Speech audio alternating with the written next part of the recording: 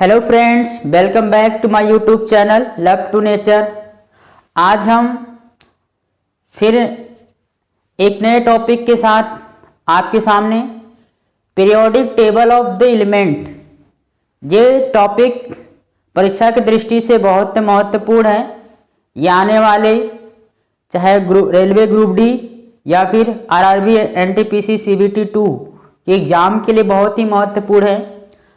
और या फिर 2022 में जो भी क्लास 10 स्टैंडर्ड में है वो एग्ज़ाम देना चाहते हैं तो उनमें भी ये टॉपिक्स है periodic table of the elements. ये और अनेक बहुत सारे एग्ज़ामों में ये कंपटीशन में पूछे जाते हैं।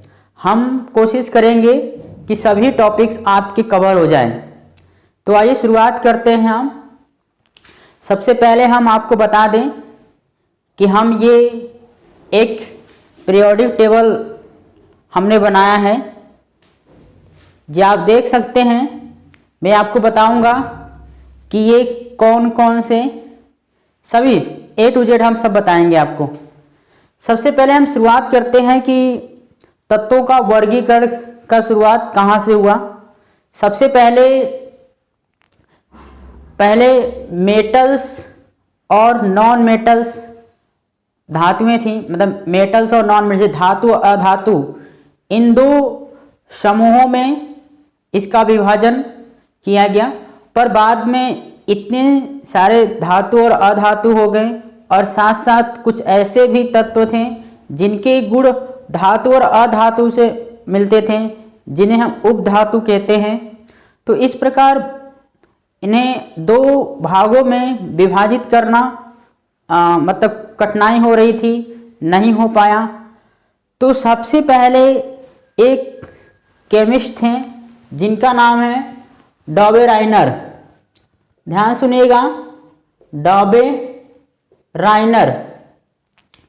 डॉबे राइनर ने अपना त्रिक सिद्धांत दिया था। त्रिक सिद्धांत जैसे डॉबे राइनर्स लॉ ऑफ ट्राइड। इन्होंने बताया कि जो तत्व है उन तत्वों को जो उन्होंने तीन तत्वों का एक समूह बनाया और उन तीन समूहों के जो दोनों किनारों पर स्थित तत्व हैं उन दोनों तत्वों के जो परमाणु भार, औसत परमाणु भार है वो बीच वाले के परमाणु भार के क्या होगा, बराबर होगा। उन्होंने तीन समूह कौन कौन से बनाए थे, हम उन तीन समूह के बारे में आपको बता दें। जैसे उन्होंने लिथियम और सोडियम पोटेशियम, एक ये समूह था। दूसरा आपका कैल्शियम और स्ट्रांसियम और बेरियम। तीसरा आप था क्लोरीन, ब्रोमीन और आयोडीन। क्लोरीन, ब्रोमीन और आयोडीन। तो लिथियम का जो एटॉमिक नंबर होता है वो 3 होता है। तो हम लोग इसमें जो परमाणु भार है उसे हम, और जो परमाणु भार तत्वों के परमाणु क्रमांक से जस्ट दुगुना लेकर सॉल्व करेंगे, नियर अबाउट होता है।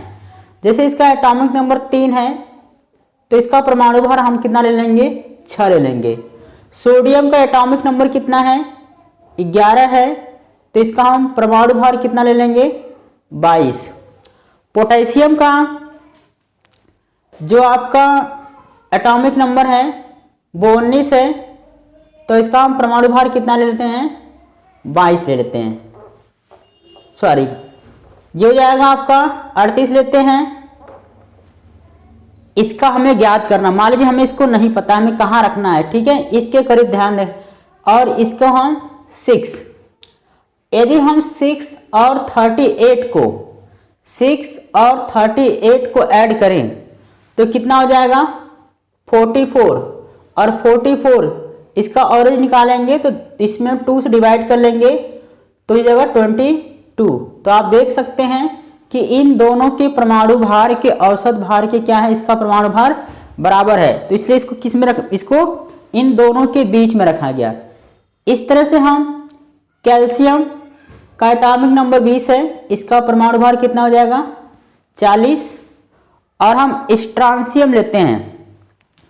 तो सबसे पहले हम इसका ले लेते हैं बेरियम का। तो बेरियम आपका कहाँ पर है, ये है आपका बेरियम। जिनान ये है आपका सीजियम और आपका बेरियम। तो बेरियम का एटॉमिक नंबर कैसे पता चलेगा, जैसे मान लीजिए हमें नहीं पता है तो क्या करेंगे हम, कैल्शियम जिसका पता है 20 में हम 18 ऐड कर लेंगे, 20 में 18 ऐड करेंगे। ये क्रिप्टॉन है। हम जानते हैं कि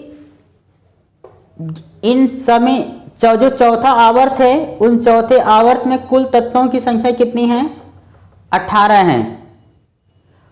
और इसके बाद जो पांचवा समूह है उसमें भी कितना है, कुल तत्वों की संख्या 18 है। और छठे और सातवें आवर्त में कितने तत्वों की संख्या आपका, यहाँ से आपका 32 है। तो इसमें हम 18 को जोड़ देंगे। इसमें जब इसे 18 जोड़ेंगे तो हमें कितना मिलेगा, 38। तो ये हमारा स्ट्रांसियम का क्या हो जाएगा, एटॉमिक नंबर। स्ट्रांसियम क्या हो जाएगा, एटॉमिक नंबर। तो 38 का दुगना करेंगे, 2 8 मतलब 2 8 जा 16, 1 2 3 जा 6 और 7 76 हो जाएगा स्ट्रांसियम का। यदि हम एट्रियम का ज्ञात करें तो हमें फिर से क्या करना होगा, इसमें 18 ऐड करना पड़ेगा। 18 ऐड करेंगे तो 8 और 8 6 हो जाएगा, 16 और 1 3 1 4 और 5 हो जाएगा, यानी 56। इसका कितना हो जाएगा, 56। इसका दुगना करेंगे तो 2 6 जा 12, 1 2 5 जा 10 और 11 112 हो जाएगा। अब हम क्या करेंगे, इन दोनों का औसत भार निकालेंगे।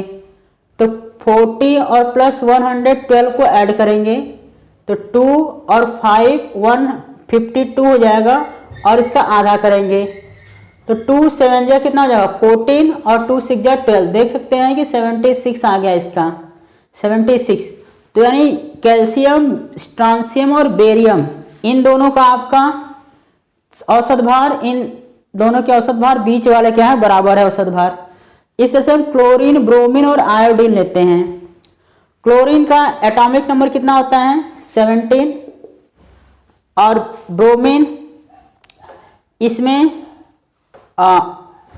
कुल जो है आपके तत्व हैं 18। इसको हम जोड़ेंगे तो इसका हो जाएगा 35। और इसके बाद आयोडीन में भी 18 ऐड करेंगे तो जाएगा हमारा 5 और प्लस 8 13 और 3 1 4 53। तो हो जाएगा इसका 53 एटॉमिक नंबर। इसका एटॉमिक नंबर हो जाएगा 35।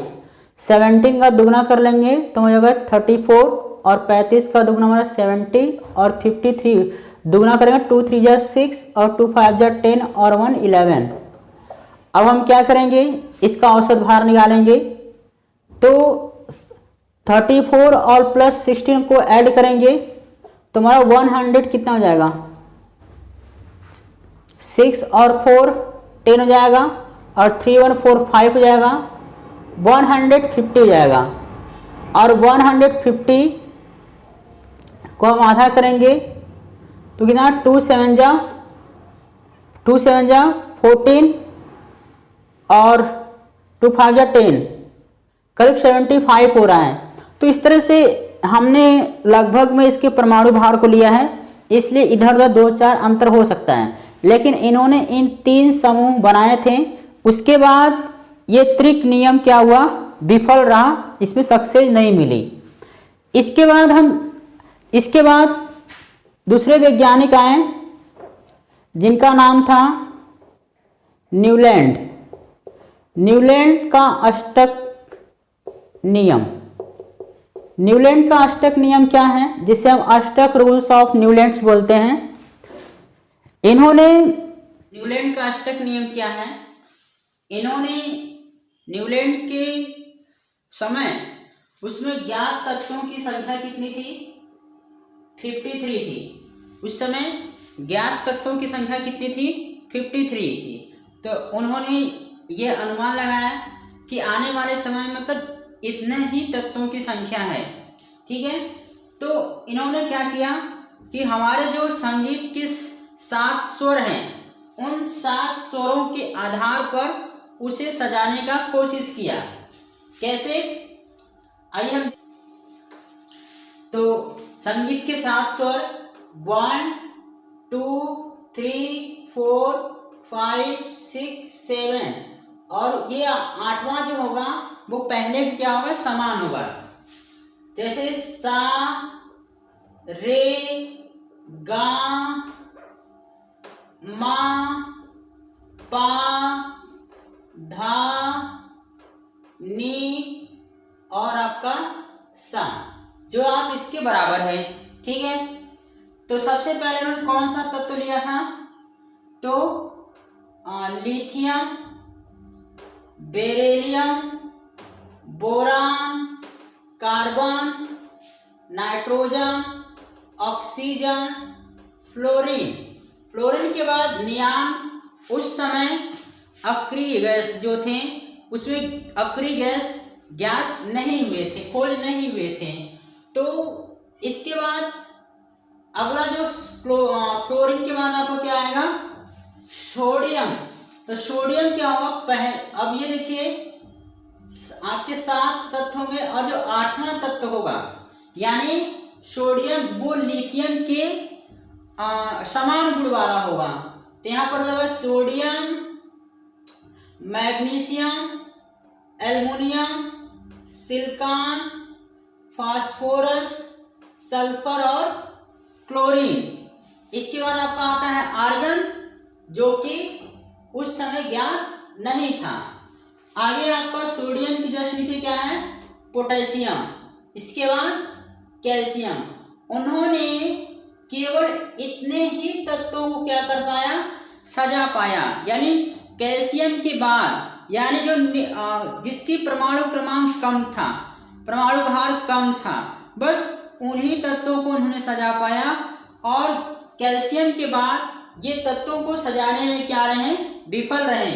तो इनका भी क्या हुआ, जो नियम था इसके सजाने का वो भी क्या हो गया, फेल हो गया। अब हम इसके बाद ये 1863 में प्रयास किया था, ये याद रखिएगा फ्रेंड्स। कब, 1863 में। उस समय ज्ञात तत्वों की संख्या कितनी थी, 53 थी। और अब एक पॉइंट और याद रखिएगा कि उन्होंने जो परमाणु जो हमारा तत्व है उसका जो भौतिक और जो रासायनिक गुण है उसको परमाणु भार के बढ़ते क्रम के आवर्ती फलन था, ठीक है। किसके आवर्ती फलन था, तो ध्यान रखना है आपको, परमाणु भार के बढ़ते क्रम में, ठीक है। अब हम आगे बात करेंगे। न्यूलैंड के बाद एक नए वैज्ञानिक थे जिनका नाम था मेंडलीव, जो आज हम मेंडलीव के आवर्त सारणी के बारे में ही पढ़ते हैं। तो इसके बाद आपके मेंडलीव साहब थे। इन्होंने क्या किया कि उस समय मेंडलीव के समय ज्ञात तत्वों की संख्या कितनी थी, मेंडलीव के समय आवर्त सारणी में ज्ञात तत्वों की संख्या कितनी थी, 63 थी, 63। और उन्होंने जितने भी तत्व थे उन्होंने परमाणु भार के आवर्ती फलन मतलब परमाणु भार के बढ़ते क्रम में आवर्ती फलन में रूप में सजाया था। किसके, परमाणु भार के आवर्ती फलन था, परमाणु भार के आवर्ती फलन जो भी तत्व थे कितने थे, 63। उस समय उन्होंने इस तरह से एक आवर्त सारणी बनाया जिसमें आवर्त की संख्या कितनी थी, यानी जो इस तरह से जो वर्टिकल लाइन थी, जैसे हम ऊर्ध्वाधर लाइन कह रहे हैं, तो ऊर्ध्वाधर यानी इसमें आवर्तों की संख्या कितनी थी, 7। और जो स्तंभ है जिसे कॉलम कह रहे हैं, इनकी संख्या कितनी थी, यानी वर्ग की संख्या कितनी थी? 9 थी। उन्होंने उस समय ज्ञात तत्वों की संख्या कितनी थी? 63 थी, 63। और उनके पीरियोडिक टेबल में बहुत सारे क्या थे? जब बाद में पता चला बहुत सारे दोष हैं। दोष क्या हुआ कि उन्होंने हाइड्रोजन जो है, ये जो हाइड्रोजन सबसे हल्की, ये जो हाइड्रोजन है इसके स्थान को उन्होंने क्या सुनिश्चित नहीं कर पाए, इसके स्थान को सुनिश्चित नहीं कर पाए। तो हाइड्रोजन को उन्होंने दो जगह वो भी आज भी देखा गया है कि जो हाइड्रोजन है उसका इसका जो गुण है वो क्षारीय धातु से और हैलोजन समूह के तत्वों से मेल खाता है। इस वजह से उन्होंने दोनों जगह रखा और ये वाकई में आज भी इसको दोनों जगह, मतलब इनके दोनों गुण समान मिलते हैं तो दोनों जगह रखे जा सकते हैं। इसके अलावा उस समय जितने भी अक्रिय गैस हैं, ये अक्रिय गैस उस समय ज्ञात नहीं थी और बीच बीच में उन्होंने क्या किया था? जगह छोड़ रखा था कि आने वाले समय में जब तत्व ज्ञात होंगे या उसका खोज किया जाएगा तब उसमें रखा जाएगा।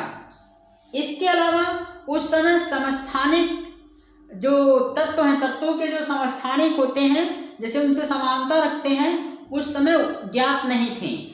इसके अलावा उन्होंने जो तत्वों का जो आवर्ती फलन था वो कैसा रखा था? परमाणु भार। जैसा कि आप जानते हैं कुछ ऐसे तत्व थे जिसको उन्होंने, जैसे टेलुरियम और आयोडीन, इसको रखा तो भले ऐसे था लेकिन इसका परमाणु भार क्या था? उन्होंने समझ के रखा था कि इसका परमाणु भार अधिक है और इसका क्या है? कम है। लेकिन इसका आज के समय जो आधुनिक आवर्त सारणी है इसका कम है, इसका क्या है? ज़्यादा है। इस तरह से कोबाल्ट और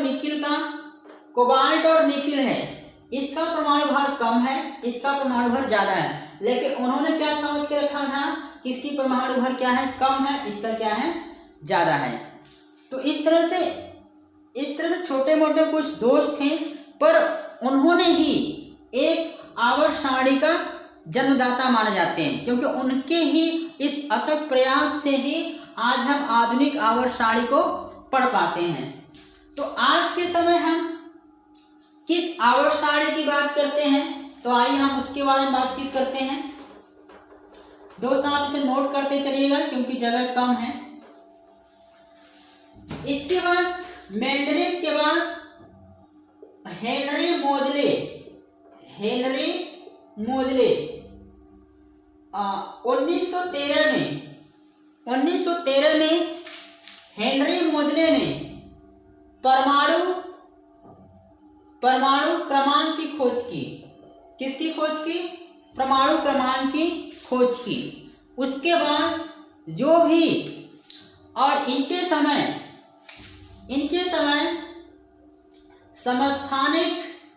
समस्थानिक हमें ज्ञात हो गए थे कि तत्वों के समस्थानिक भी होते हैं, और जितने भी अक्रिय गैस थे हमें अक्रिय गैस के बारे में मालूम चल गया था। परमाणु क्रमांक, समस्थानिक।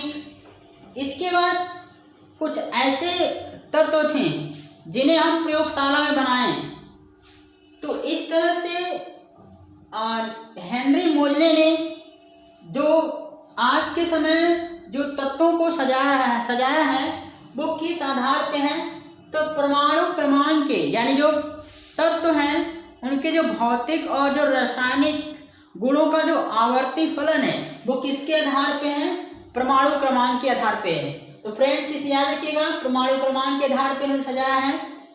तो ये रहा कि ये हमें 3-4 याद रखना है। डाबेराइनर का त्रिक सिद्धांत, न्यूलैंड का अष्टक नियम, मेंडलीव का आवर्त सारणी जो था, और उसके बाद हेनरी मोजले का आधुनिक आवर्त सारणी या दीर्घ आवर्त सारणी। ठीक है फ्रेंड्स।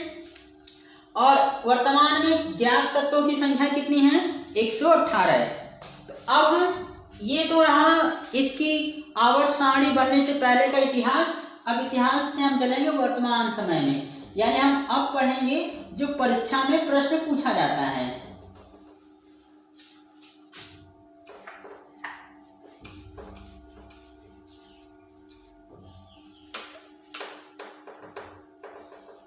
सबसे पहले हम शुरुआत करेंगे कि हमने इसमें दिखाया क्या है। देखिए दोस्त, ये जो प्रारंभ के जो दो लाइन है, ये पहली और जो दूसरी लाइन है, यानी हम इस पूरे आवर्त सारणी को 4 ब्लॉकों में डिवाइड किए हैं। कितने ब्लॉक में? 4। तो प्रारंभ के जो दो लाइन है इसे हम एस ब्लॉक के एलिमेंट बोलते हैं, यानी S block of element of S block, ये एस ब्लॉक के एलिमेंट हैं। बस इतना याद रखिएगा। दूसरा आपका ये जो 13, 14, 15, 16, 17 और 18 ये जो वर्ग हैं इन्हें हम पी ब्लॉक के तत्व बोलते हैं। क्या बोलते हैं? पी ब्लॉक के तत्व, यानी एलिमेंट्स ऑफ पी ब्लॉक। इसके बाद एस ब्लॉक और पी ब्लॉक, इन दोनों के बीच में जो बचा है ये 3 से लेकर 12 तक, इन दोनों के बीच का जो ब्लॉक है इसे हम डी ब्लॉक ऑफ एलिमेंट कहते हैं फ्रेंड्स। क्या बोलते हैं? डी ब्लॉक ऑफ एलिमेंट, यानी डी ब्लॉक के तत्व बोलते हैं।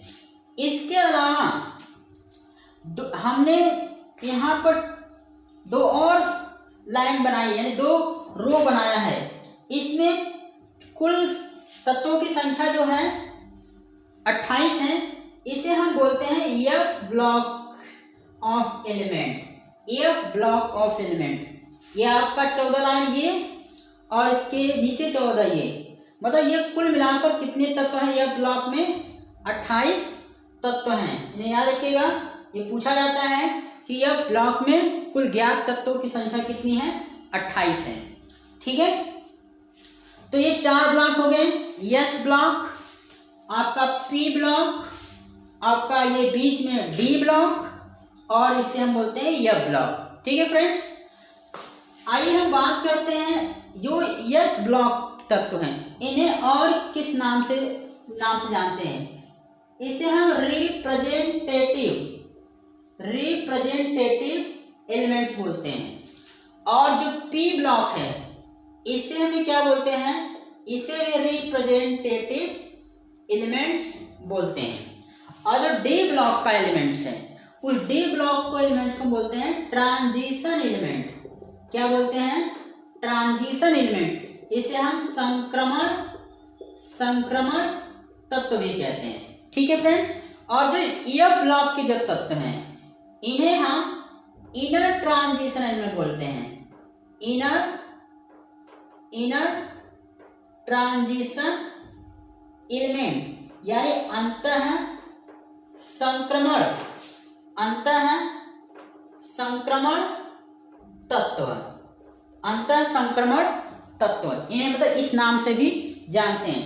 जो ट्रांजिशन एलिमेंट है डी ब्लॉक के तत्व को हम संक्रमण तत्व कहते हैं। ये रंगीन आयन देते हैं। क्या देते हैं? आपके रंगीन आयन देते हैं। ठीक है, डी ब्लॉक के जो तत्व हैं इन्हें संक्रमण तत्व क्यों कहते हैं? इसका कारण है कि संयोजी, यानी जो संयोजकता होती है, बैलेंसी ऑफ जो डी ब्लॉक के संयोजकता होती है वो लास्ट हमारा ऑर्बिटल होता है वो भरा नहीं होता है, यानी इसके संयोजकता वेरिएंट होते हैं, यानी इसके संयोजकता बदलते रहते हैं। इस वजह से इसे हम संक्रमण तत्व कहते हैं। और जो एस ब्लॉक के तत्व हैं और जो पी ब्लॉक के तत्व हैं और जो डी ब्लॉक के तत्व हैं और एफ ब्लॉक, ये 4 ब्लॉक तत्व हैं। ठीक है, आइए हम समझते हैं कि तत्वों को ब्लॉक में कैसे डिवाइड किया गया। फ्रेंड्स, आपको बता दें कि जो एस और पी या डी और एफ ब्लॉक है इन्हें किस आधार पर, तो एक जैसे कि जो भी परमाणु है, ये जो परमाणु है हम जानते हैं कि कोई परमाणु है उस परमाणु के 3 अवयव होते हैं। एक तो उसका नाभिक है, परमाणु के नाभिक में उपस्थित जो प्रोटॉन होते हैं और क्या होते हैं? आपके न्यूट्रॉन होते हैं। प्रोटॉन और न्यूट्रॉन। प्रोटॉन पे प्लस चार्ज होता है और न्यूट्रॉन पे आपके ये आपका कोई चार्ज, मतलब इस पर कोई भी चार्ज नहीं होता, नो चार्ज, यानी न्यूट्रल होता है। इस जो नाभिक है इसके चारों तरफ क्या होते हैं, एक ऑर्बिटल, इसे बोलते हैं कक्षा। ठीक है, ये होता है ऑर्बिटल, यानी जिसे हम बोलते हैं कक्षा। ऑर्बिटल क्या है, ऑर्बिटल है। इसी ऑर्बिटल को हम के, एल और एम और एन, के, एल और एम और एन, इसे हम बोलते हैं सेल। यानी जो ऑर्बिटल है उसको हम नाम क्या देते हैं, के और एल और एम। यानी पहला जो होगा आपका के होगा, उसके बाद एल और उसके बाद एम और उसके बाद एल। ये चार क्या है, सेल हैं। इस ऑर्बिटल में क्या है, सेल है, के, एल और एम एन। तो इसी को हम बोल रहे हैं ऑर्बिटल। और इसी ऑर्बिटल में के और जो हमारा के सेल है उसमें एक छोटा, यानी कि एक मान लीजिए कोई कमरा है, उस कमरे में एक छोटा सा और कमरा है, उसे बोले यस। और यल में यस और पी दो सब सेल होते हैं, यस और पी। और यम में आपका यस, पी और डी होगा, और वही एन में आपका यस, पी, डी और आपका एफ होगा।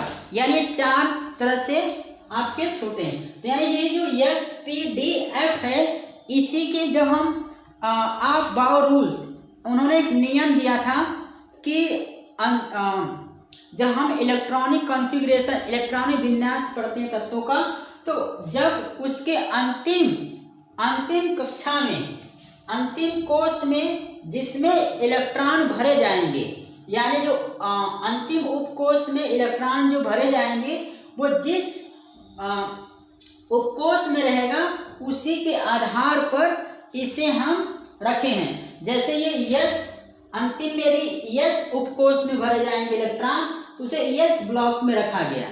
यानी उसके अंतिम उपकोष में इलेक्ट्रॉन भरे जाएंगे किसमें, यस में, तो इसे यस में रख दिया गया। जिसका अंतिम इलेक्ट्रॉन पी उपकोष में होगा उसे हम पी ब्लॉक में, उसको पी ब्लॉक बना दिए। और जिसका अंतिम इलेक्ट्रॉन डी में भरे जाएंगे उसे डी ब्लॉक बना दिया गया। और जिसके अंतिम इलेक्ट्रॉन एफ में भरे जाएंगे उसे हम एफ ब्लॉक बना दिए। तो इस तरह से ये एस, पी, डी और एफ, इन चार ब्लॉकों में से क्या किया गया है, डिवाइड किया गया है। ठीक है फ्रेंड्स, आप वीडियो में कंटिन्यू बने रहिएगा। आप एक ही वीडियो में आप हर एक चीज आप समझ जाएंगे। देखिए, इसके बाद तो हमने बात कर लिया ब्लॉक। अब हम देखेंगे इसमें 7 आवर्त हैं। कौन कौन से, देखिए इस तरह से हम आवर्त देख रहे हैं। इस तरह से क्या होता है, आपका रो होता है। तो यानी हाइड्रोजन के बाद आपका पहले आवर्त में कौन सा तत्व है, हीलियम है।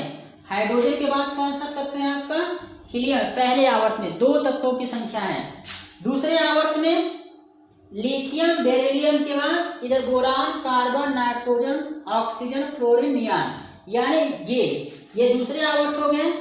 तीसरा आवर्त में 8 तत्व हो गए। आपका ये चौथा आवर्त हो गए, इसमें कुल 18 तत्व हैं। पांचवें आवर्त में कुल तत्वों की संख्या कितनी है, 18 है। और छठे आवर्त में और आपका जो 7वां आवर्त है, इन 7वें आवर्त में कुल कितने तत्व हैं।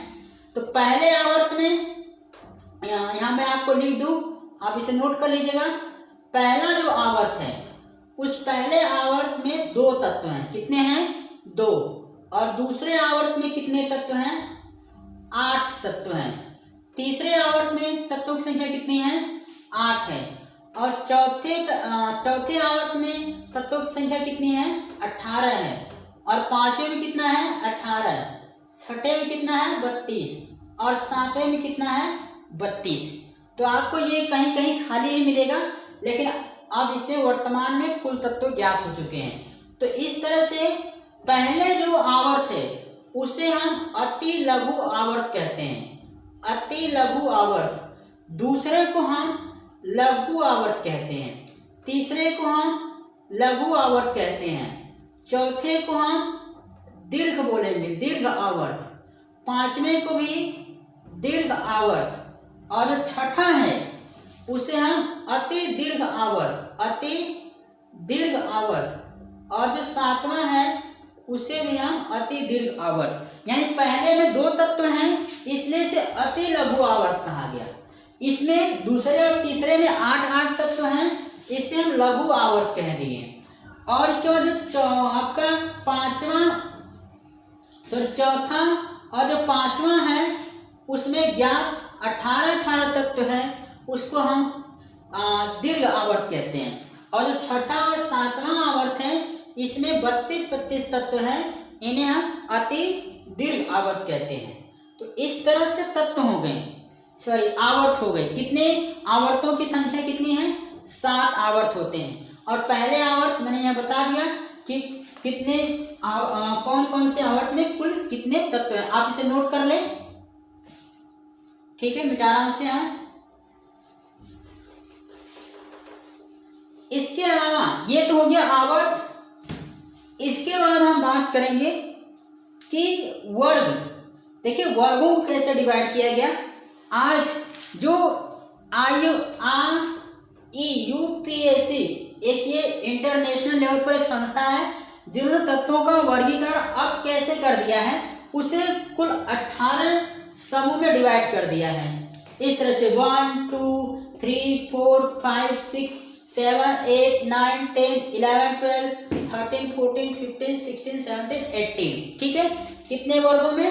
18 वर्गों में, 18 वर्गों में। इसके पहले जो समूह बनाए गए थे उसमें कुछ उप समूह थे। कैसे, हम आपको बता दें। देखिए इसे हम IA उप समूह, और इसको सेकेंड ए, ये क्या है आपका? सेकेंड ए है। और इस तरह ये आपका थर्ड ए, इसके बाद आपका फोर्थ ए, ये आपका फिफ्थ ए, इसके बाद ये आपका फिफ्थ के अलावा 6th ए, इसके बाद ये 7th ए हो गया। ठीक है, इस तरह से उन्होंने उप समूह बना दिया। इसके अलावा 8 9 और जो 10 हैं, 8 9 और जो 10 हैं, इसे हम 8 समूह बोल दिए। 8A क्या है? ये 8A है। और इधर से आपका 7th ए। इसके अलावा उन्होंने ए और बी उप समूह बनाए। तो ये आपका है 1B, ये आपका सेकेंड बी है, इधर आपका third B, fourth B, fifth B, और इसके बाद ये 6B, 7th बी। तो इस तरह से इन्होंने 2 उप समूह में डिवाइड किया इसके पहले। अब वर्तमान में हम इसे सीधे सीधे 18 वर्ग समूह समझ सकते हैं। ठीक है, अब मैं एक एक जो वर्ग हैं और जो आवर्त है उसकी हम विशेषता बतलाएंगे। ठीक है फ्रेंड्स, अब हम विशेषता, आइए हम आवर्त सारणी के विशेषता में चलते हैं, एक एक समूह की बात करते हैं। देखिए जो हमारा समूह का इस आवर्त सारणी का जो पहला समूह है जिसमें कि hydrogen, lithium, sodium, potassium, rubidium, caesium और फ्रांसियम, इनमें ये जो तत्व हैं इनकी विशेषता हम जान लें। तो इसमें इसको पहले, ये तो यस ब्लॉक के तत्व हैं, ये सभी आपके यस ब्लॉक के तत्व हैं। पहला वर्ग है, इससे हम एल्कली मेटल बोलते हैं। क्या बोलते हैं? Alkali metals. इसे हिंदी में बोलते हैं क्षारीय धातु। क्या है आपके? क्षारीय धातु। पहले समूह के तत्व को क्या बोलते हैं? क्षारीय धातु। और जो दूसरा समूह है, इस एस ब्लॉक का जो दूसरा वर्ग है जिसमें कि beryllium, magnesium, calcium, strontium, barium और रेडियम, ये जो तत्व हैं इससे हम एल्कलाइन मेटल बोलते हैं। एल्कलाइन मेटल्स, इसे हम हिंदी में बोलते हैं क्षारीय मृदा धातु। जो दूसरा समूह है एस ब्लॉक का उसे हम क्षारीय मृदा धातु कहते हैं। ठीक है फ्रेंड्स, तो ये हो गया आपका पहला समूह और ये हो गया आपका दूसरा समूह। देखिए हम इसके बाद हमने जो डी ब्लॉक के जो तत्व हैं, इन सब डी ब्लॉक के तत्व को क्या बोलते हैं? ट्रांजिशन एलिमेंट, जिसे हम संक्रमण, यहाँ पर लिखा हुआ है ट्रांजिशन एलिमेंट। तो आपका जो डी ब्लॉक के जो तत्व हैं उनसे हम ट्रांजिशन एलिमेंट्स कहते हैं। और जो एफ ब्लॉक का जो तत्व है इनके बारे में मैंने बताया था कि जो एफ ब्लॉक के तत्व हैं उसे हम इनर ट्रांजिशन एलिमेंट कहते हैं, अंतः संक्रमण तत्व बोलते हैं एफ ब्लॉक के तत्व को। और जो डी ब्लॉक के जो तत्व हैं उसे हम ट्रांजिशन एलिमेंट कहते हैं। अब हम बात करेंगे जो आपका 13वां समूह है, 14, 15, 16, 17 और 18। ध्यान रखिएगा 18 समूह जो का समूह है, ये 18वां जो वर्ग है ये बहुत महत्वपूर्ण है। इसे हम शून्य समूह के तत्व कहते हैं। फ्रेंड्स इसे याद रखिएगा, जो शून्य समूह के जो तत्व हैं उन्हें हम अक्रिय गैस कहते हैं। क्या बोलते हैं फ्रेंड्स? अक्रिय गैस, या हम इसे उत्कृष्ट गैस भी बोलते हैं। ध्यान रखिएगा, इसे हम उत्कृष्ट गैस भी कहते हैं। इनर्ट अक्रिय गैस को इंग्लिश बोलते हैं इनर्ट गैस, और उत्कृष्ट गैस को हम बोलते हैं नोबल गैस। Noble gas. तो इसे 18वें समूह को शून्य वर्ग समूह, या फिर से अक्रिय गैस के समूह के तत्व या उत्कृष्ट गैस तत्व होते हैं। इन्हें अक्रिय गैस क्यों कहा जाता है फ्रेंड? क्योंकि जब हम इसके जो परमाणु जो अंतिम कक्षा होती है, जैसे हम अंतिम उपकोष, जो अंतिम कक्षा होती है वो पूरी तरह से क्या होती है? भरी होती है। जिसके अंतिम कोष में 8 इलेक्ट्रॉन होते हैं, अंतिम कोष में 8 इलेक्ट्रॉन होते हैं, वो कक्षा क्या होती है? भरी होती है। तो वो किसी भी अन्य तत्वों के साथ क्या होगा? अभिक्रिया नहीं करेगा, इसलिए इसे अक्रिय गैस कहते हैं। ठीक है, कोई भी तत्व कोई किसी अदर तत्वों से अभिक्रिया तभी करती हैं जब उसकी अंतिम जो कोष होती है वो भरी नहीं होती है, तब करती है। ठीक है, तो उसकी अंतिम कोष क्या होती है? भरी होती है। इस वजह से ये किसी से अभिक्रिया नहीं करती, इसलिए शून्य वर्ग समूह, नोबल गैस जिसे हम उत्कृष्ट गैस कहते हैं, या फिर इनर्ट गैस जिन्हें अक्रिय गैस कहते हैं। ठीक है, तो ये हो गया 18वें समूह की हम बात कर लिए। इसके बाद हम 17वें समूह की बात करें। जो 17वां समूह के जो तत्व हैं फ्रेंड्स,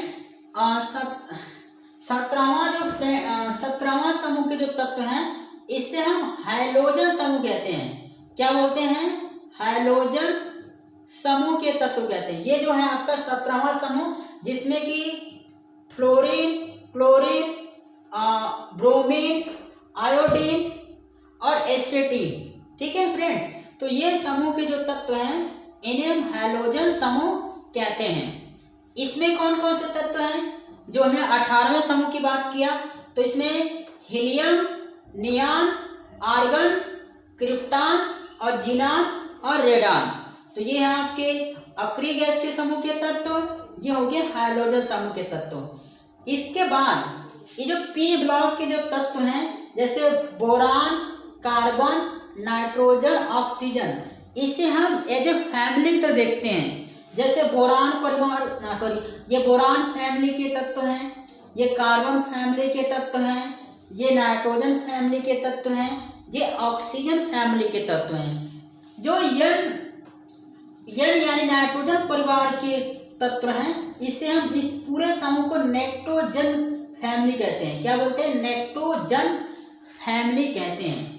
और जो ऑक्सीजन परिवार के जो तत्व हैं उसे हम काल्को या काल्कोजन के नाम से जानते हैं, काल्कोजन फैमिली। इसे हम पूरे समूह के इस नाम से भी जानते हैं, इसे आप ध्यान में रखिएगा। ये आपके कार्बन परिवार के तत्व हैं और इसे हम बोरान परिवार के तत्व के नाम से जानेंगे।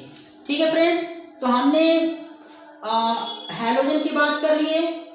इसके बाद हम नोबल गैस की बात कर लिए, और अब देखिए हम कुछ और तत्वों के समूह की बात करते हैं। ठीक है फ्रेंड्स, देखिए इसमें जो डी ब्लॉक के जो तत्व हैं, डी ब्लॉक के तत्वों में कुछ मैं आपको विशेष बता दूं।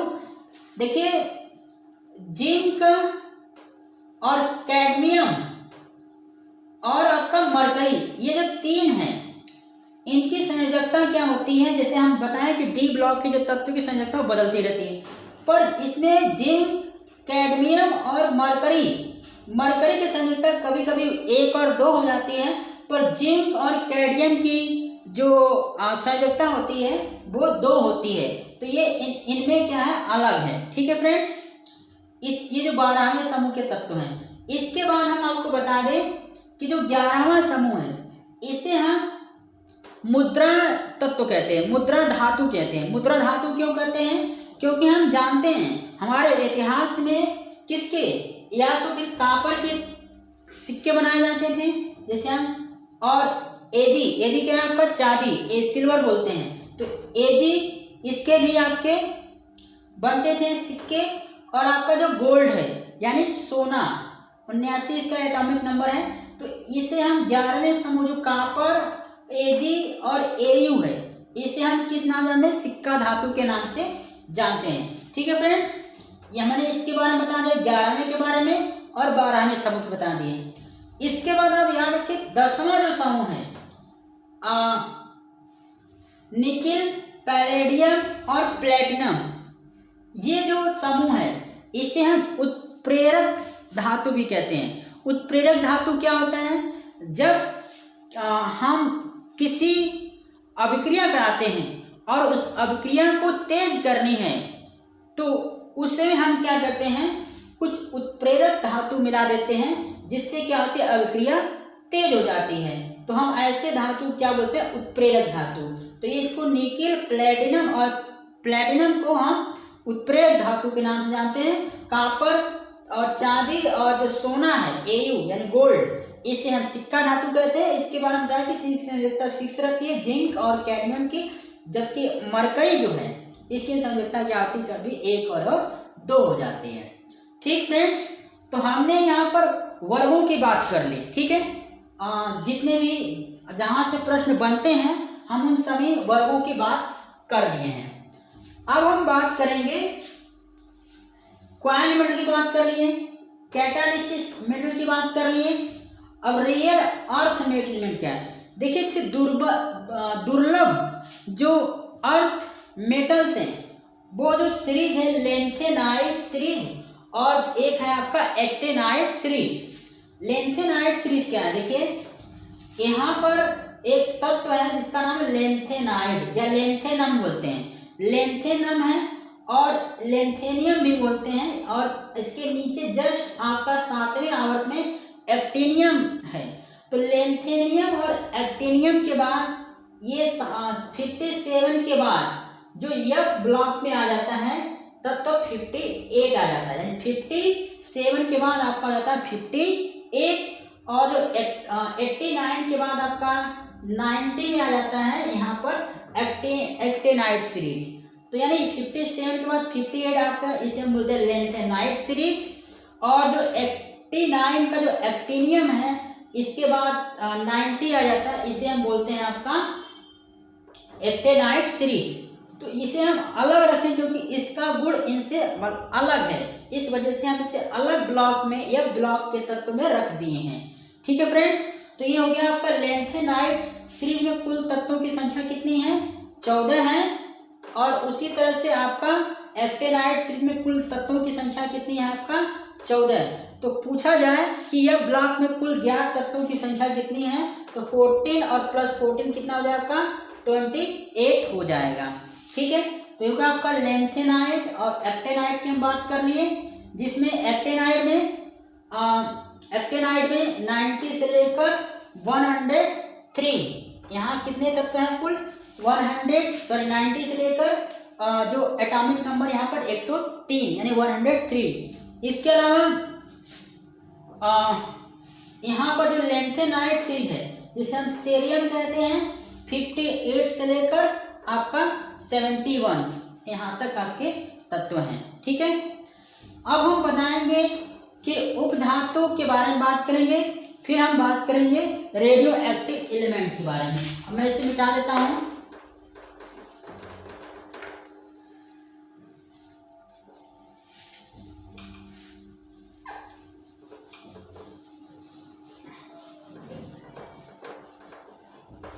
अब हम बात करेंगे इसमें कुछ उपधातु हैं, उन उपधातुओं के बारे में, और इसके अलावा जो रेडियो एक्टिव एलिमेंट्स हैं उनके बारे में बात करेंगे। रेडियो एक्टिव एलिमेंट्स के बारे में देखिए फ्रेंड्स, इस पूरे आवर्त सारणी में जो हमारे जो कुल तत्व हैं, हम जानते हैं तत्व है, इन तत्वों को एक तो मेटल्स हैं इसमें, ठीक है फ्रेंड्स, मेटल्स।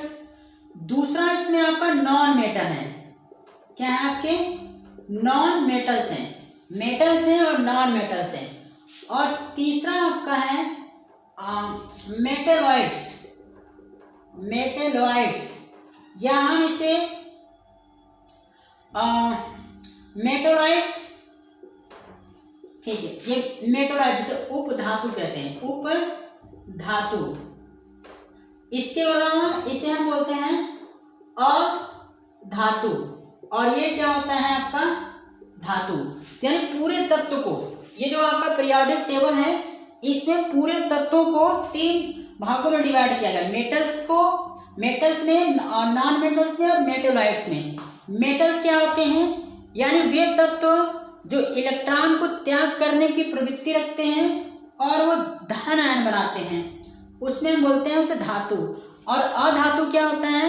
जिसमें वे तत्व जो इलेक्ट्रॉन ग्रहण करने की प्रवृत्ति रखते हैं और वो ऋण आयन बनाते हैं, उसे बोलते हैं अधातु।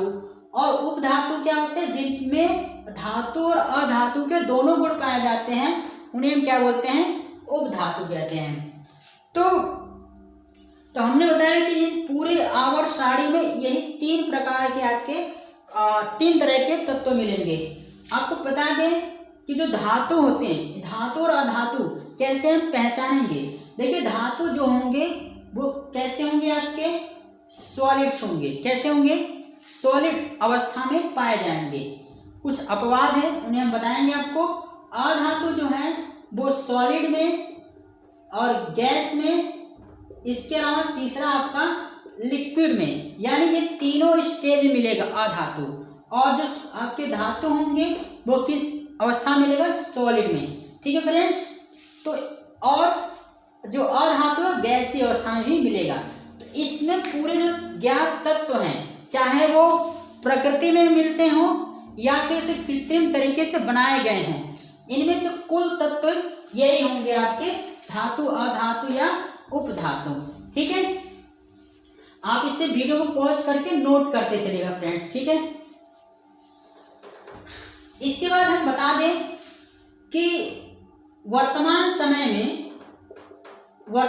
समय में कुल ज्ञात तत्वों की संख्या, कुल ज्ञात जो तत्व हैं वो 118 है, जिसमें कि जो प्रकृति में पाए जाने वाला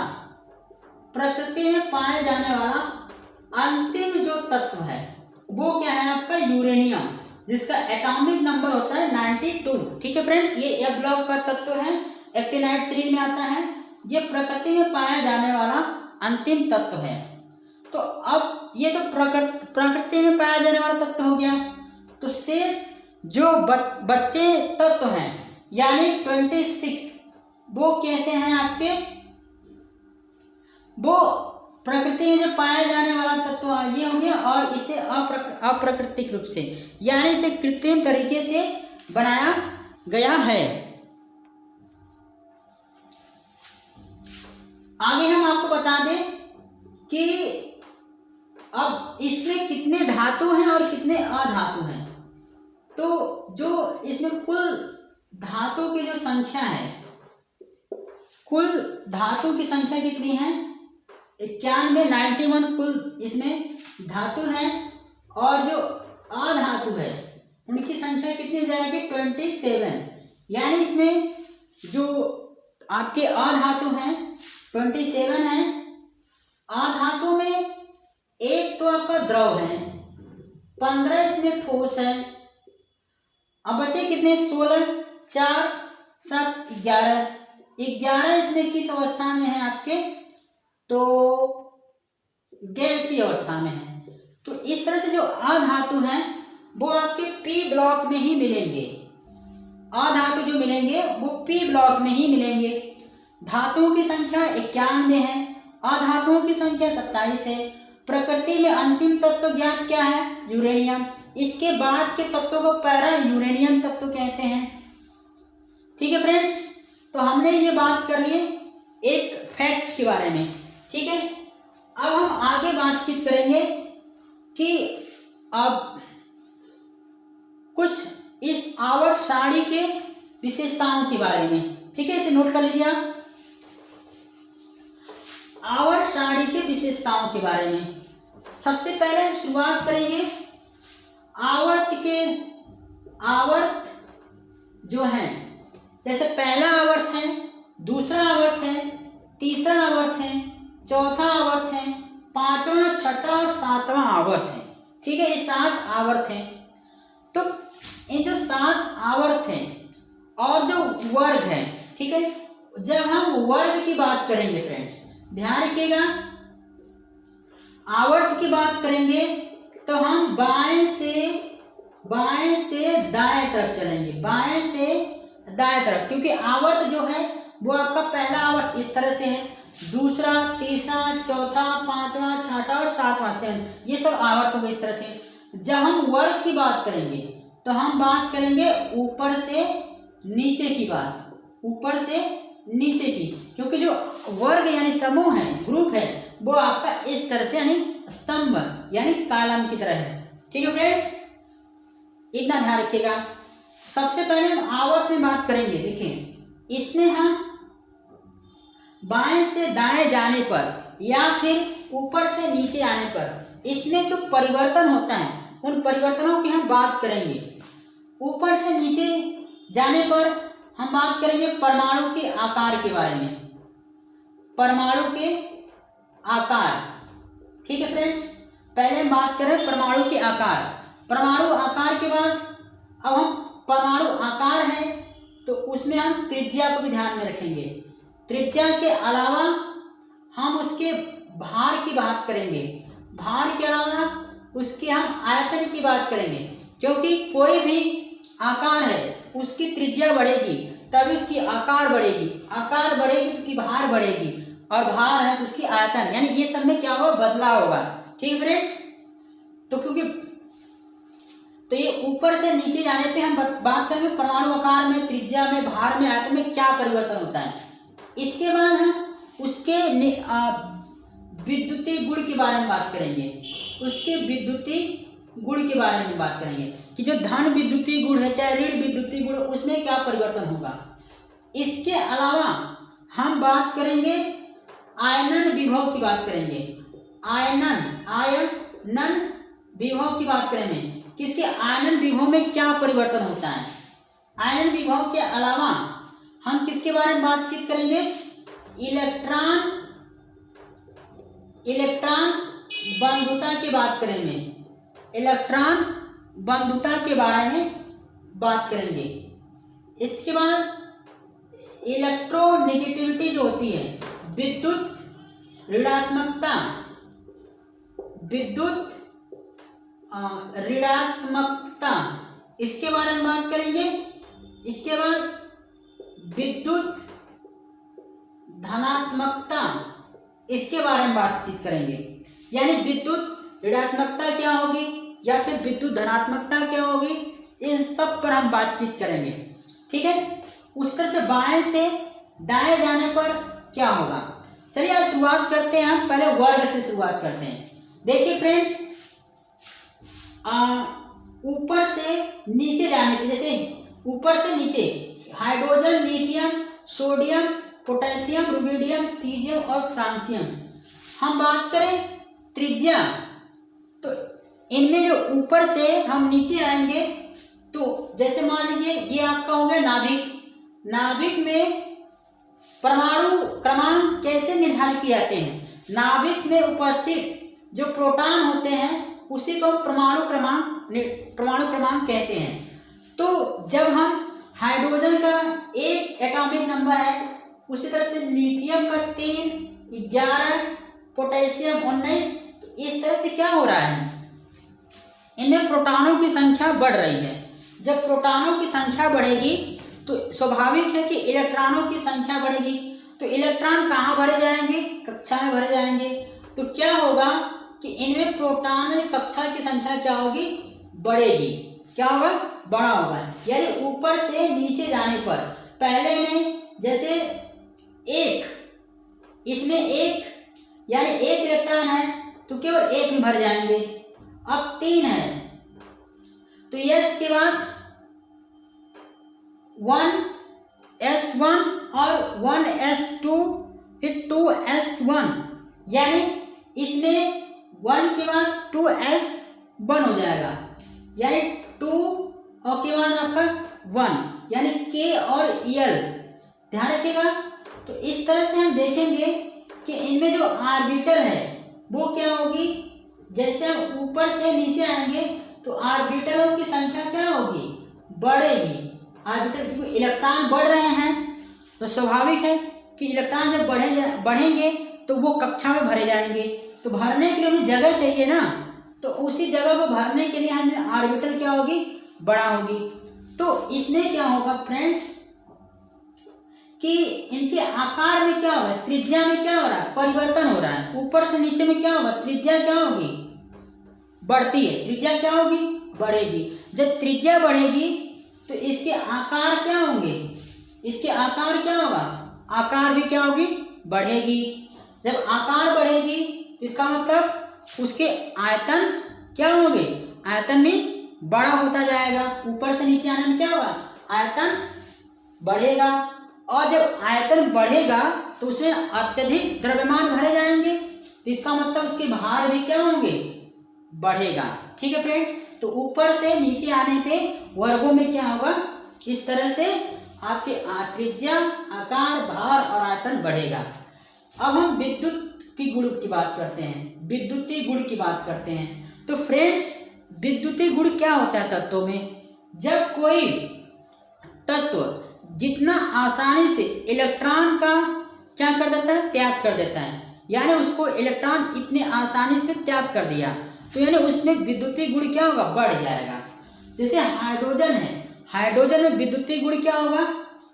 कम होगा। धन विद्युतीय गुण क्या होगा? कम होगा। जैसे हम नीचे जाएंगे तो इसमें धन विद्युतीय गुण क्या होगा? आपका बढ़ता जाएगा। ठीक है फ्रेंड्स।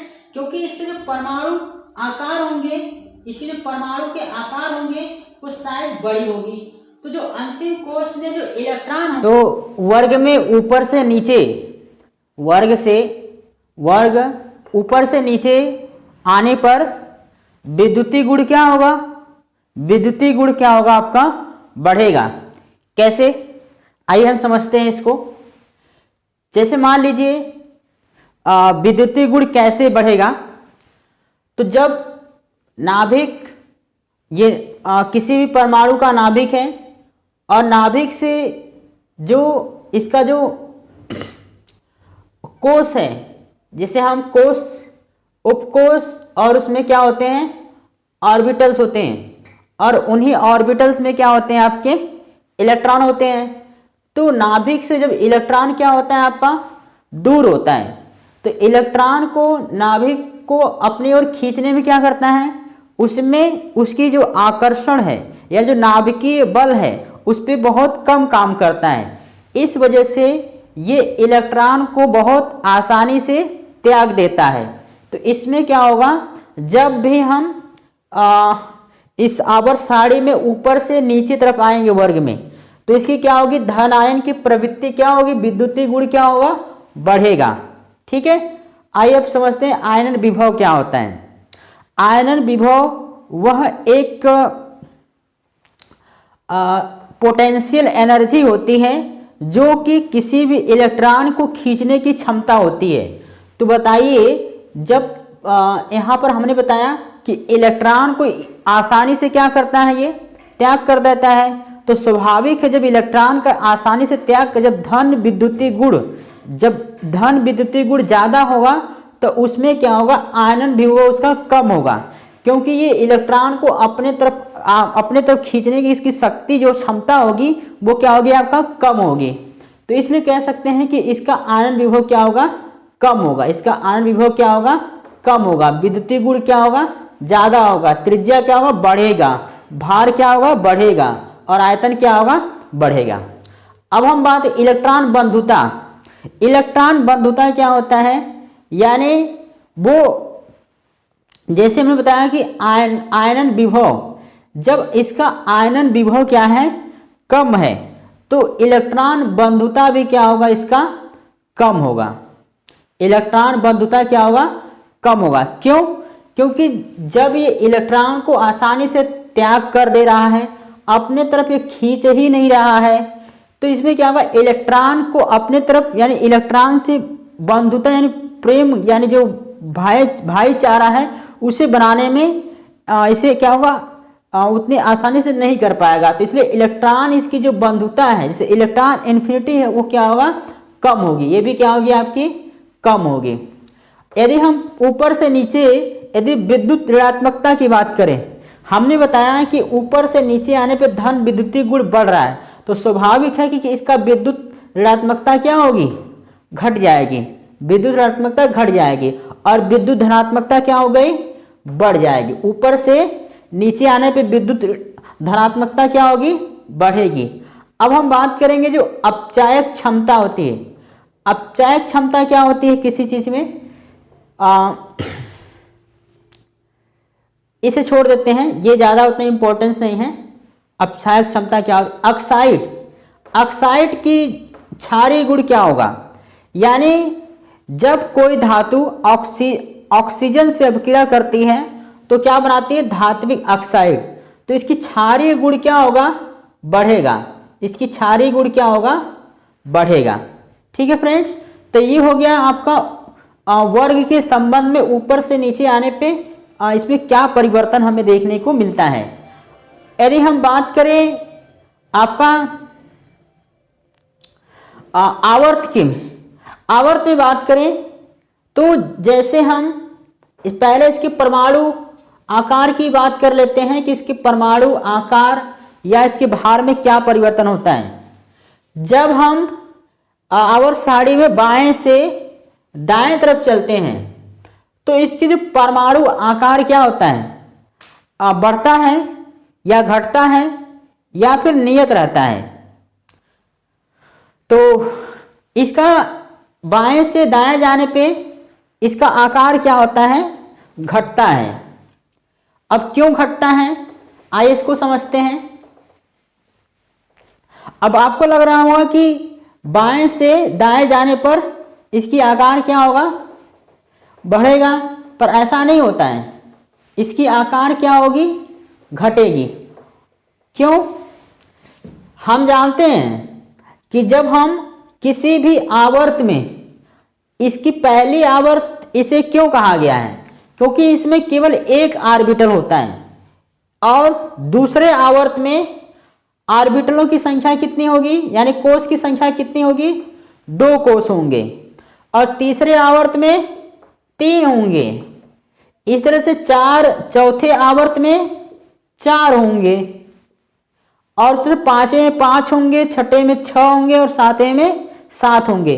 तो सोचिए कि जब हम नीचे आ रहे हैं तो ये ऊपर से नीचे आने पे तो इनके जो कोष हैं ये बढ़ रहे हैं, इनकी संख्या, तो ये तो आकार ऊपर से नीचे बढ़ रहा था।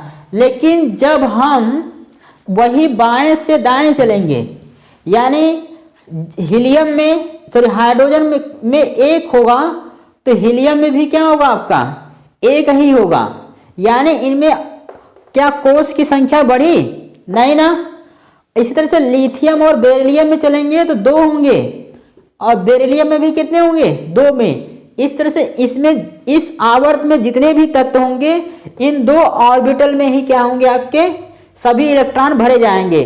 तीसरे आवर्त में कितने होंगे, 3 होंगे, मतलब इसमें 3 होंगे। तो आप देख रहे हैं कि जब इनमें रहने के लिए, जैसे मान लीजिए हम किसी घर में रह रहे हैं एक ही कमरे में, जहां कमरे में 1 इलेक्ट्रॉन रहता था वहां पर अब 2 लोग रहते हैं, यहाँ पर 2 रहते थे, सब जगह सब में। इधर क्या होगा, इलेक्ट्रॉन, इनकी इलेक्ट्रॉनों की संख्या क्या होगी, यानी घर कमरा तो उतने हैं, 2 ही है, 2 कमरे हैं, 3 कमरे हैं, 4 कमरे हैं, 5 हैं, 6 हैं, 7 हैं, लेकिन जब हम बाएं से दाएं जा रहे हैं तो कमरे की संख्या तो उतनी है, 2 ही है, लेकिन इलेक्ट्रॉनों की संख्या क्या हो रही है, बढ़ रही है। यानी प्रोटॉन और इलेक्ट्रॉनों की संख्या क्या हो रही, बढ़ रही है। जब किसी केंद्र में प्रोटॉनों की संख्या बढ़ेगी तो इसमें जो इलेक्ट्रॉन हैं, इलेक्ट्रॉन इनके ऑर्बिटल में जो इलेक्ट्रॉन भरे जाएंगे उसे क्या करेगा, ये अब इनमें डेंसिटी बढ़ रही है। घर तो उतने ही है लेकिन इलेक्ट्रॉनों की संख्या बढ़ रही है, तो क्या होगा, प्रोटॉन और इलेक्ट्रॉनों के बीच में एक आकर्षण बल काम करेगा और इसी वजह से ये परमाणु विस्फोट ना कर जाए, इस वजह से ये अपने आप को क्या करता है, संकुचित करके रखता है। इस वजह से बाएं से दाएं जाने पर परमाणु की आकार क्या होती है, हमारी घटती है। ठीक है फ्रेंड्स, क्या होगा हमारा आकार, जब इसकी आकार घटेगा तो इसकी त्रिज्या भी क्या होगी, त्रिज्या भी घटेगा, भार भी, आयतन भी, ये सब के सब क्या होंगे, आपके घटेंगे। आयनन विभव क्या होगा, इधर इलेक्ट्रॉन को अपने तरफ खींचने की जो क्षमता होती है वो क्या होती है, बढ़ती है। सबसे ज्यादा आयनन विभव किसकी होती है, हीलियम की। तो इधर क्या होगा, आयनन विभव क्या होता है, बढ़ता है। इलेक्ट्रॉन बंधुता क्या होगा, इलेक्ट्रॉन को अपने खींचने की जो क्षमता होती है ज्यादा होती है, यानी इलेक्ट्रॉन बंधुता भी बढ़ता है। विद्युत ऋणात्मकता क्या होती है, ये भी बढ़ता है। ऑक्साइड की प्रवृत्ति कैसी होगी, अम्लीय होगी। जैसे हम बाएं से दाएं तरफ जाएंगे तो जो भी अधातु हैं, अधातु जब ऑक्सीजन से अभिक्रिया करते हैं तो कैसी गुण होती है उनकी, अम्लीय गुण होता है। विद्युत धनात्मकता क्या होगी, घटेगी, क्योंकि विद्युत ऋणात्मकता जब बढ़ रही है तो विद्युत धनात्मकता क्या होगी, इसमें बाएं से दाएं जाने पर घटेगा। और विद्युत धात्विक गुण क्या होगा, धात्विक गुण भी घटेगा, क्योंकि अधात्विक गुण बढ़ रहा है इधर, तो धात्विक गुण क्या होगा, घटेगा। संयोजकता क्या होती है, संयोजकता बाएं से दाएं जाने पर हाइड्रोजन के संबंध में 1 से 4 तक क्या होगा, बढ़ता है, फिर इसके बाद घटता है। ठीक है, 1 से 4 तक क्या होगा, बढ़ेगा, फिर इसके बाद क्या होगा, घटेगा। ठीक है फ्रेंड्स, तो ये है आपका ये इनकी कुछ विशेषताएं हो गई, आवर्त सारणी के विशेषताएं। अब हम आपको वो चीज बताएंगे जो कि जहां तक मुझे लगता है कि आपको ये चीज कोई नहीं बताता है। आज हम कुछ हमारे क्लास में यही एक स्पेशल चीज है जो आपको कहीं नहीं मिलेगा। तो आइए हम उसी टॉपिक पे बातचीत करते हैं।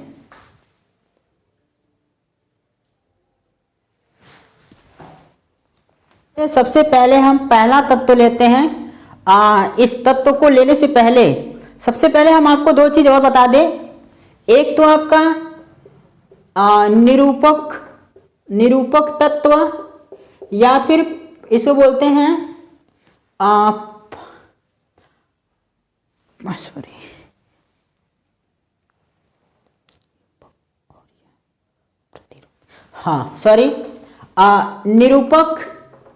निरूपक तत्व या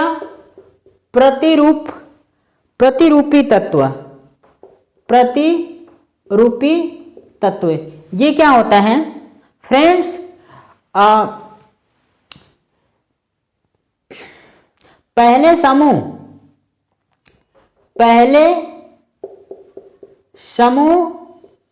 का जो तीसरा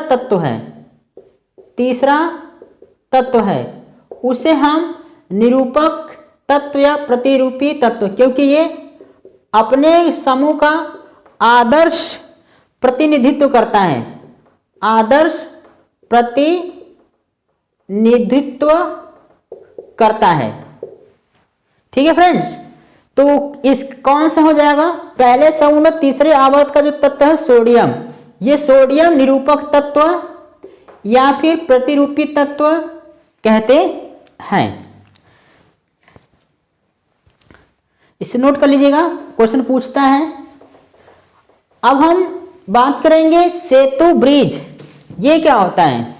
सेतु तत्व। देखिए सेतु का मतलब हो गया ब्रिज, यानी किसी चीज को जोड़ती है। तो पहला जो फर्स्ट ए का, पहले फर्स्ट ए को लेकर और जो सेवेंथ ए है, ये दो समूह को हम क्या बोलते हैं? सेतु तत्व। यानी फर्स्ट ए को और सेवेंथ ए के जो तत्वों के समूह हैं, इन दोनों को जो जोड़ती हैं, इसे हम क्या बोलते हैं? सेतु तत्व। बस इतना याद रखिएगा कि कौन से समूह को सेतु तत्व कहते हैं। इसके बाद हम जानेंगे कि कुछ कभी कभी प्रश्न ऐसे बनते हैं कि डायगोनल एलिमेंट्स यानी कि जो विकर्ण संबंध होता है, विकर्ण रिलेशनशिप, ऐसे तत्व होते हैं जिसे विकर्ण संबंध कहते हैं। जैसे लिथियम है, लिथियम किसके साथ विकर्ण दिखाता है? ये मैग्नीशियम के साथ। और आपका यानी लिथियम, बेरिलियम, बोरान, कार्बन, और नीचे आपका सोडियम हो जाएगा, इसके बाद मैग्नीशियम, इसके बाद एल्युमिनियम और इसके बाद सिलिकॉन।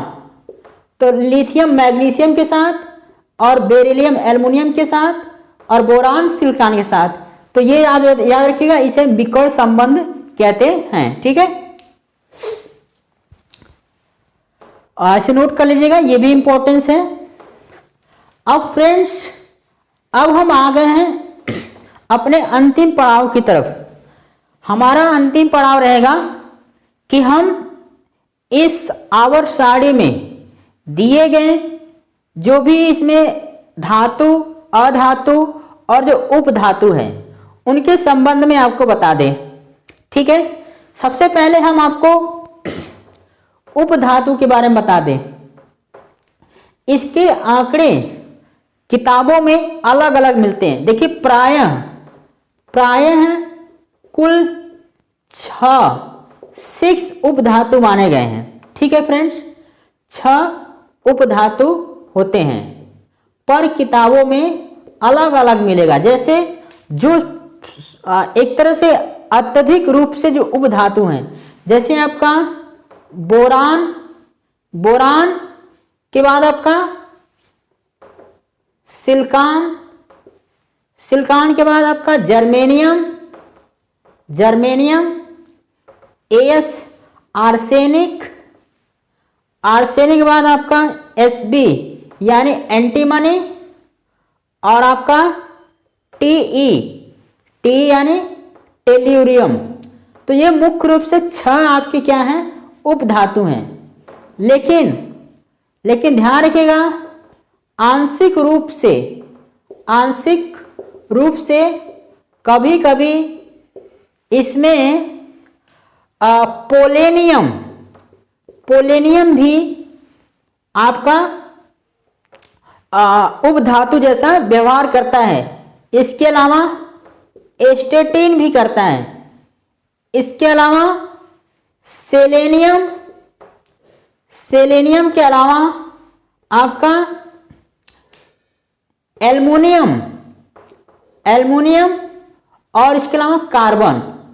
लेकिन इसमें क्या है, आपका बहुत कम उपधातु जैसे गुण होते हैं। पोलेनियम में सेलेनियम, एस्टेटिन, इसमें जो पोलेनियम जो एस्टेटिन है, ये दोनों आपके रेडियोधर्मी तत्व हैं। ठीक है फ्रेंड्स, तो आपको मुख्य रूप से ये आपको 6 याद रखने हैं। इसमें पोलेनियम, एस्टेटिन भी हो सकता है, सेलेनियम हो सकता है। इनकी नंबर कम आएगा क्योंकि ये अन्य किताबों में बहुत कम इसके बारे में दिया रहता है। तो ये रहा है आपके उपधातु। मैं एक बार फिर से नाम बता दूं, बोरान,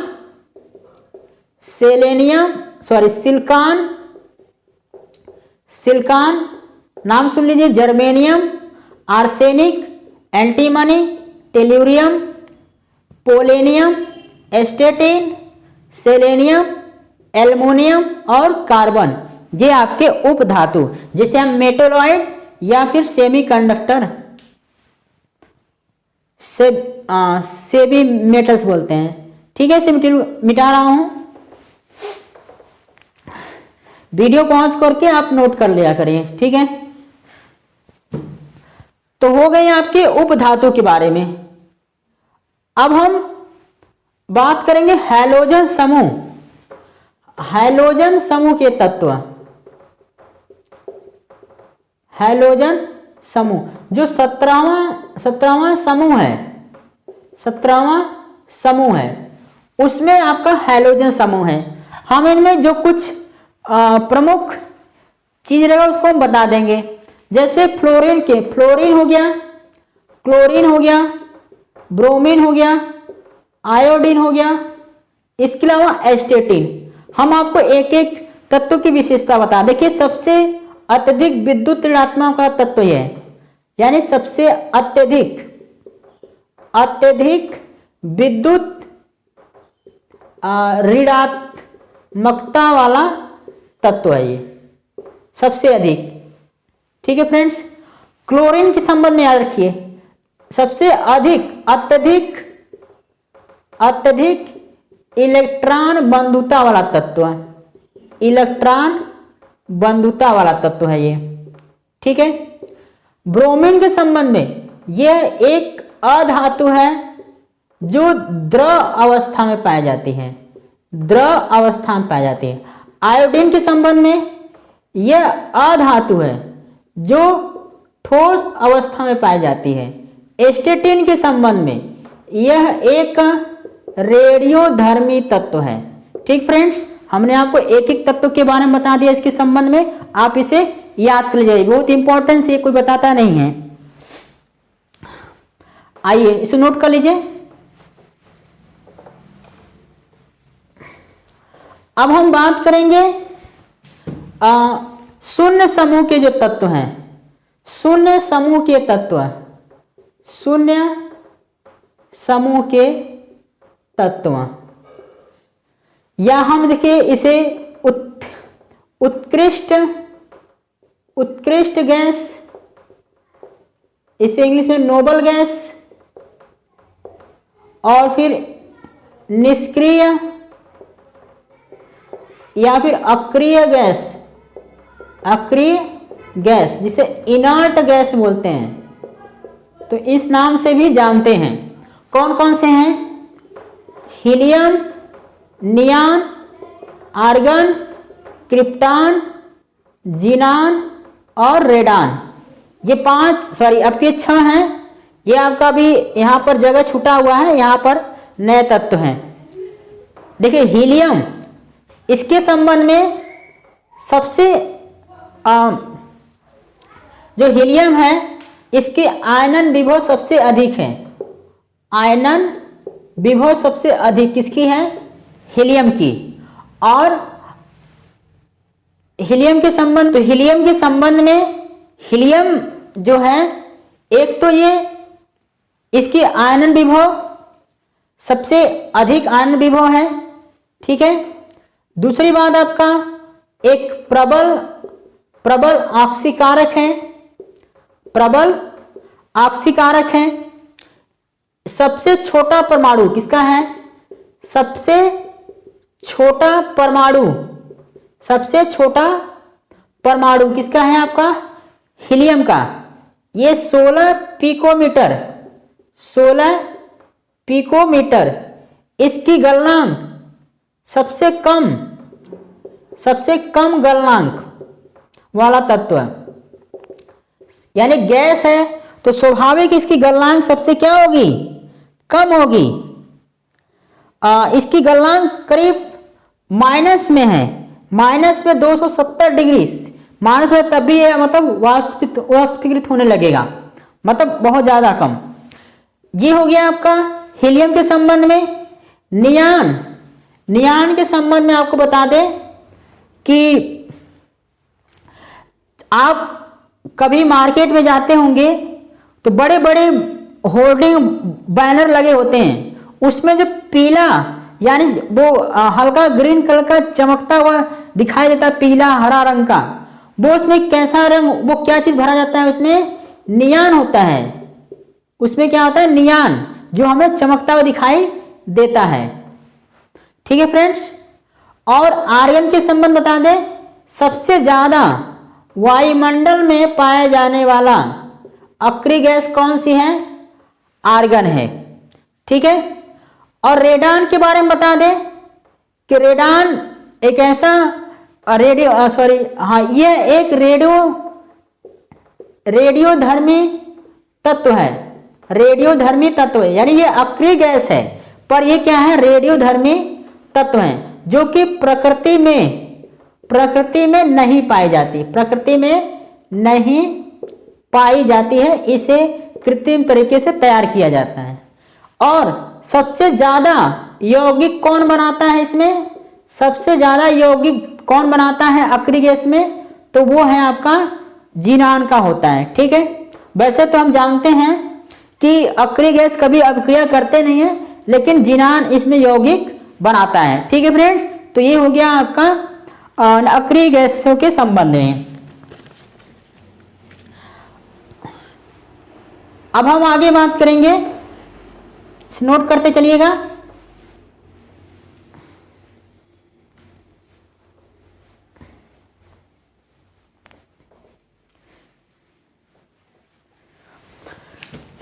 ये हो गया आपका अक्रिय गैस, इसमें हो गया हैलोजन समूह, इसे बताए थे कॉल्कोजन फैमिली और ये नेक्टोजन फैमिली। अब आपको हम पूरे पी ब्लॉक के तत्वों के बारे में देखिए दोस्त, हमने पी ब्लॉक के तत्वों के बारे में बताया, पर अब हम अंतिम रूप से इसके पी ब्लॉक के बारे में बता रहे हैं कि पी ब्लॉक जो तत्व हैं, पी ब्लॉक के जो तत्व हैं, एलिमेंट्स हैं, उन तत्वों पर हम बातचीत करेंगे। ये है आपका पी ब्लॉक। हम उन सभी तत्वों के बारे में बातचीत करेंगे जहां से प्रश्न पूछा जाता है। यही आपको हमारे इस वीडियो लेक्चर में आपको अलग मिलेगा। तो सबसे पहले हम बता दें कि जो आपके नॉन मेटल्स हैं, नॉन मेटल्स और आपके मेटेलॉइड्स, जैसे बताएं कि पी जो ब्लॉक तत्व, पी ब्लॉक के जितने भी तत्व हैं, इनमें आपको नॉन मेटल्स भी मिलेंगे, मेटल्स भी मिलेंगे और मेटेलॉइड्स मिलेगा। यही एक ऐसा ब्लॉक है। ठीक है फ्रेंड्स, जिनमें आपको ये तीनों देखने को मिलेगा। नॉन मेटल्स के बारे में हमने बताया था कि जो अधातु हैं, इनकी संख्या जो है ये 27 है। इनकी संख्या कितनी है, 27। और जो मेटल्स हैं उनकी संख्या कितनी है आपकी, 91 है। ठीक है फ्रेंड्स। तो इस तरह से मिला के 180 हो जाता है मेटेलॉइड। इनके बारे में देखिए, इसमें जो नॉन मेटल्स हैं बताए थे कि ये सॉलिड फॉर्म में मिलेंगे और आपको ये लिक्विड भी मिलेगा, लिक्विड फॉर्म में, और गैस, यानी कि जो नॉन मेटल्स होते हैं वो तीनों अवस्थाओं में मिलते हैं, तीनों फॉर्म में मिलते हैं।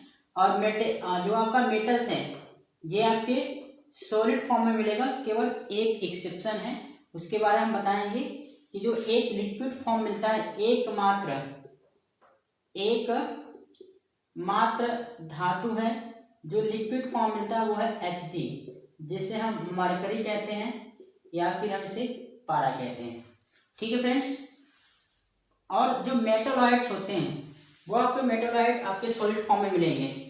मेटेलॉइड जो है आपके सॉलिड फॉर्म में मिलेंगे। तो हम देखिए जो गैस हैं, इसमें कुल कितने गैस हैं, यहाँ पर आप देखिए हाइड्रोजन, हीलियम, नियान, आर्गन, यानी जो गैसीय फॉर्म में टोटल नंबर ऑफ जो 11 हैं इसमें तत्व जो गैसीय रूप में पाए जाते हैं। और जो लिक्विड फॉर्म में है इसमें आपका इस ब्लॉक में, पी ब्लॉक में आपके ब्रोमीन के क्या है, ब्रोमीन एक ऐसा अधातु है जो कि किस अवस्था में मिलता है आपको, द्रव अवस्था मिलता है। ठीक है। इसके बाद सॉलिड, नंबर ऑफ 15 एलिमेंट्स है जो सॉलिड फॉर्म में है इसमें, जो अधातु हैं, ठीक है फ्रेंड्स। और जो गैस है वो कितने हैं, 11 हैं, ठीक है। अब हम आपको बताएंगे कि इनमें कौन सा गैस है। सबसे पहले गैस के बारे में बता दें, कौन कौन सी इसमें गैस है, ठीक है। मैं यहाँ पर नाम लिख दे रहा हूँ, ठीक है फ्रेंड्स, आप इसे नोट कर लीजिएगा। देखिए हाइड्रोजन भी एक आपका गैसीय फॉर्म में मिलता है। हाइड्रोजन के अलावा जितने भी अक्रिय गैस हैं, हीलियम, नियान, आर्गन, क्रिप्टॉन, जिनान और रेडान, ये सब क्या है आपके गैस के रूप में है। ध्यान रखिएगा, हीलियम, नियान, आर्गन, क्रिप्टॉन, जिनान और रेडान, ये सब क्या है आपके गैस के रूप में है। इसके अलावा आपका ऑक्सीजन, नाइट्रोजन, फ्लोरीन और क्लोरीन, 1 2 3 4 5 6 7 8 9 10 11, ये सभी के तत्व जो है आपके गैसीय रूप में मिलते हैं, ठीक है फ्रेंड्स। अब हम लिक्विड के बारे में बता दें कि लिक्विड केवल आपका ब्रोमीन है, ये आपका क्या है, ब्रोमीन, ये लिक्विड फॉर्म में मिलता है। अब आपको बता दें इसमें कौन सॉलिड फॉर्म में है, ठीक है। ऐसे नोट करिए, मैं इसे इरेज कर रहा हूं।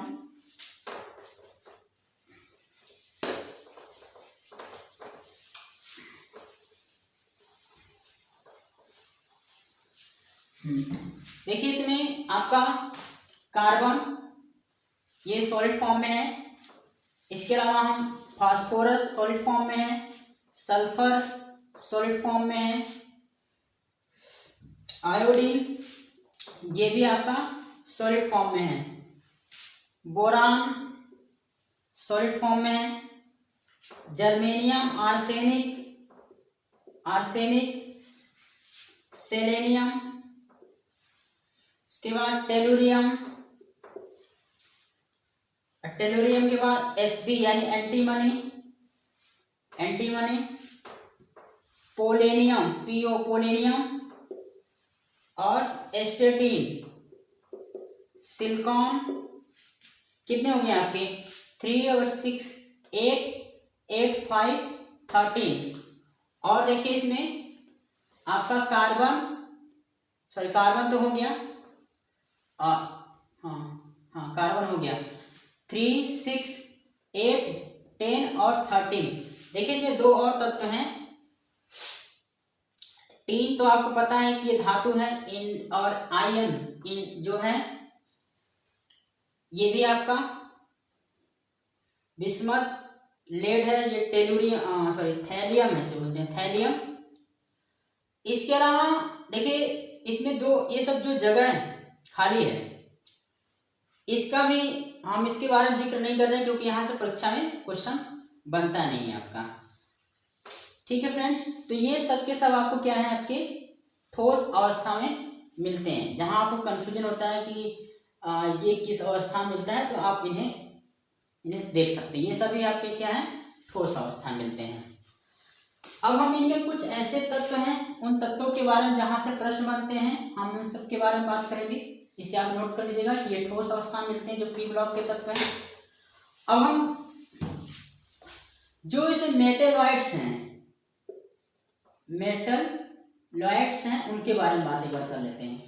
देखिए बोरान, सिलिकॉन और germanium, As arsenic, Sc selenium, Sb antimony और आपका Te टेलेरियम और PO पोलेनियम, At एस्टेटीन, ठीक है फ्रेंड्स।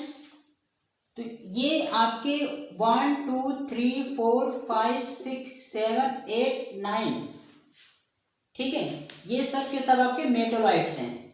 इसके अलावा कभी कभी कुछ आंशिक रूप से गुण कार्बन में भी देखने को मिलते हैं और आपके एल्युमिनियम में भी देखने को मिलते हैं, ठीक है। ये हो गया आपके मेटोलाइट्स।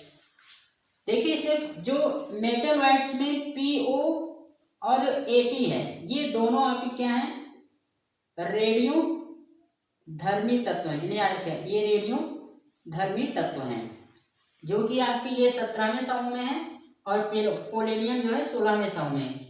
और आपको एक बात और बता दूं कि अब हम कुछ ऐसे तत्व हैं जो उनकी विशेषताओं जहां से प्रश्न बनते हैं उनके बारे में बता दें, ठीक है, इसे भी नोट कर लीजिए आप।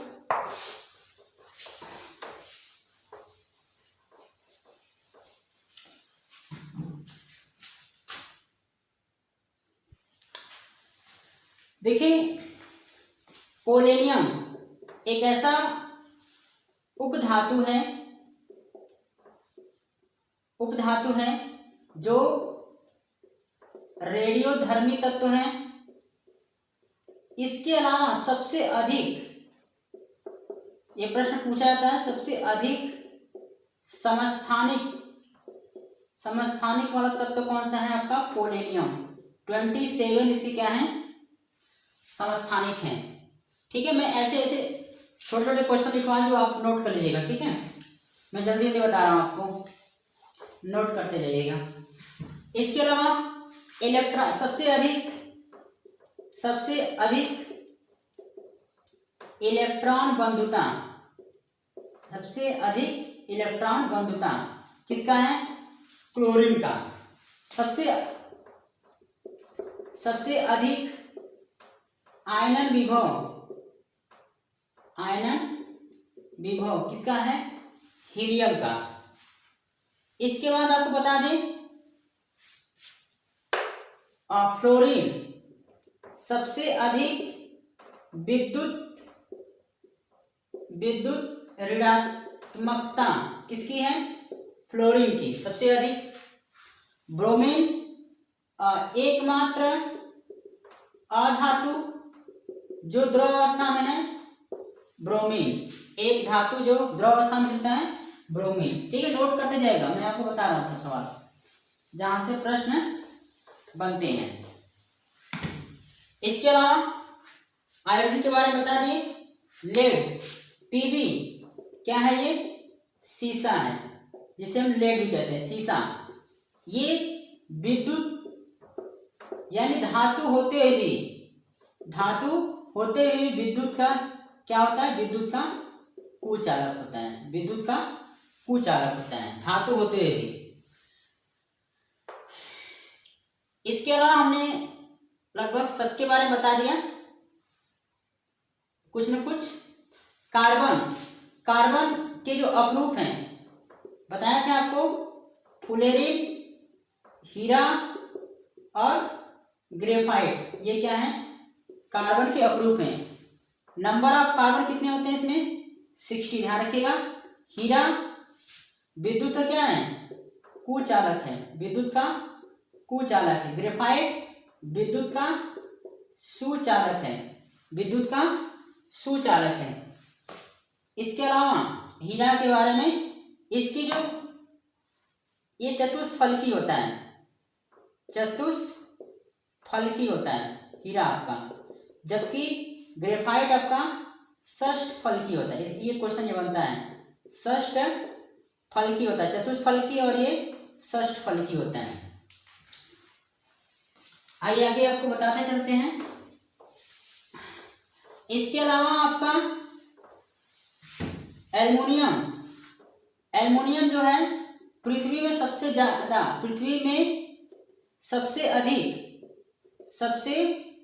अधिक पाए जाने वाला धातु है। सब याद रखिएगा, सबसे अधिक पृथ्वी पाया जाने वाला धातु एल्युमिनियम। और पृथ्वी के भू प्रॉपर्टी में पाए जाने वाला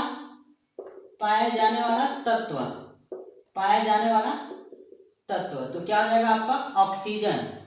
ठीक है, पृथ्वी में सबसे अधिक पाया जाने वाला धातु कौन सा होगा? धातु एल्युमिनियम, और तत्व कौन हो जाएगा आपका? ऑक्सीजन हो जाएगा। ठीक है फ्रेंड। सल्फर को क्या बोलते हैं हम? गंधक भी बोलते हैं, ध्यान रखिएगा। सल्फर को हम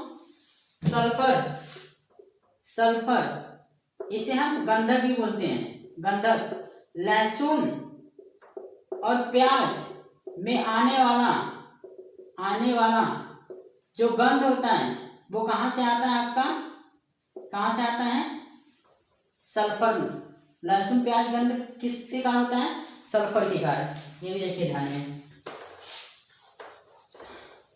इसके अलावा आपको सिलिकॉन जो सेमीकंडक्टर है, अर्धचालक, जो कि हम इसे सिलिकॉन का यूज करते हैं। क्लोरीन, सल्फर और ये क्या है आपका फास्फोरस, इसके बारे में बता दिया है। आइए अब हम यस ब्लॉक में चलते हैं। यस ब्लॉक के तत्वों के बारे में कुछ देखिए। हाइड्रोजन क्या है? सबसे हल्का तत्व। सबसे हल्का तत्व कौन सा है आपका? हाइड्रोजन, सबसे हल्का तत्व। और लिथियम, सोडियम और पोटेशियम, लिथियम, सोडियम और पोटेशियम, ये कैसा धातु है? इतना मुलायम है, इतना मुलायम है कि इन्हें चाकू से भी हम काट सकते हैं। सोडियम वायु से अभिक्रिया करके जलने लगता है, इस वजह से इसे केरोसिन में रखा जाता है, केरोसिन में रखा जाता है। नोट करते चलिएगा। इसके अलावा आपका मैग्नीशियम, ये धातु है क्लोरोफिल। क्लोरोफिल जब प्रकाश संश्लेषण से फोटोसिंथेसिस क्रिया होती है तो उसमें कौन सी धातु पाई जाती है? मैग्नीशियम धातु होती है। ठीक है। इसके अलावा सीजियम, सीजियम की आयनन विभव क्या होती है? सबसे कम होती है, सबसे कम होती है। इसके बाद सीजियम का परमाणु आकार सबसे बड़ा होता है। परमाणु आकार सबसे बड़ा, आयतन भी सबसे बड़ा होता है। ठीक है। इसके अलावा बेरिलियम, इसे मरकत भी कहते हैं, इमराल्ड्स,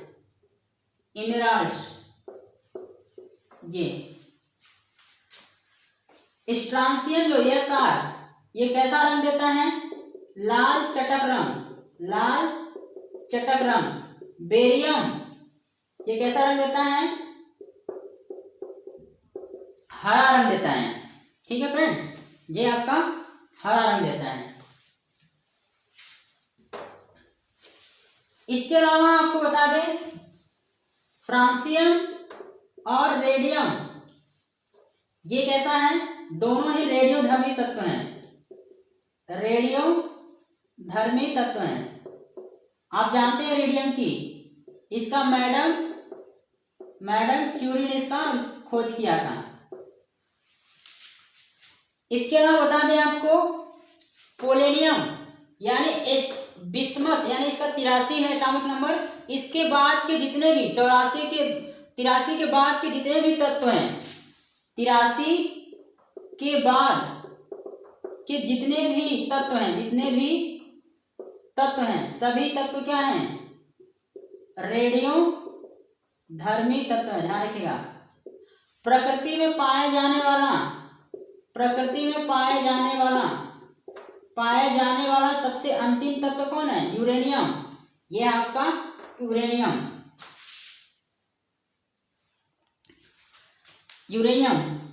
परमियम जो है एक रेडियोधर्मी तत्व है। ठीक है, क्योंकि ये 83 के ऊपर नहीं आता है, इस वजह से मैं बता रहा हूँ परमियम भी एक क्या रेडियोधर्मी तत्व है। इसी तरह से टेक्नीशियम, मॉलिब्डेनम टेक्नीशियम, ये जो है आपका, ये भी एक रेडियोधर्मी तत्व है। अब हम इनमें डी ब्लॉक में चलते हैं। डी ब्लॉक में देखिए, डी ब्लॉक में बताएं तो जिंक, कैडमियम और मरकरी आपका Hg जो द्रव अवस्था में पाई जाती है, ये क्या है? एक धातु है जो द्रव अवस्था में पाई जाती है। कैडमियम और जिंक, इनकी संयोजकता बदलती नहीं है, क्योंकि हम जानते हैं डी ब्लॉक के तत्व की संयोजकता बदलती रहती है और ये संक्रमण तत्व कहलाते हैं, पर इनमें ऐसा नहीं होता है। सिक्का धातु, देखिए इसमें कुछ तत्व हैं जो सिक्का धातु हैं, जिसमें कि आपका कापर, सिल्वर और Au गोल्ड। कापर क्या है? तांबा इसे बोलते हैं, तांबा। ये चांदी है और ये आपका सोना। इसकी आघात वर्धनता और तन्यता दोनों गुण इसकी क्या होती है, ज्यादा होती है, सबसे अधिक इसमें होती है सोना में। और चांदी विद्युत का सबसे अच्छा सुचालक है। कौन? आपका सिल्वर। और इसके बाद तांबा। इसमें देखिए निकिल और प्लेटिनम इनके बारे में बता दें। निकिल, प्लेटिनम और प्लेटिनम ये उत्प्रेरक धातु हैं, उत्प्रेरक धातु जो कि अभिक्रिया को तेज करने में मदद करती हैं।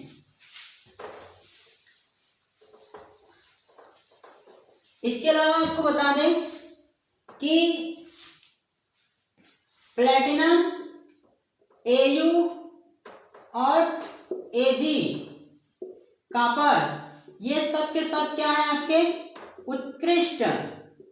उत्कृष्ट धातु हैं, जो कि पृथ्वी में ये अधिकतर स्वतंत्र रूप में पाए जाते हैं। इनके अयस्क बहुत कम मिलते हैं और ये अभिक्रिया जल्दी नहीं करते हैं। ये बहुत कम अभिक्रियाशील धातु हैं।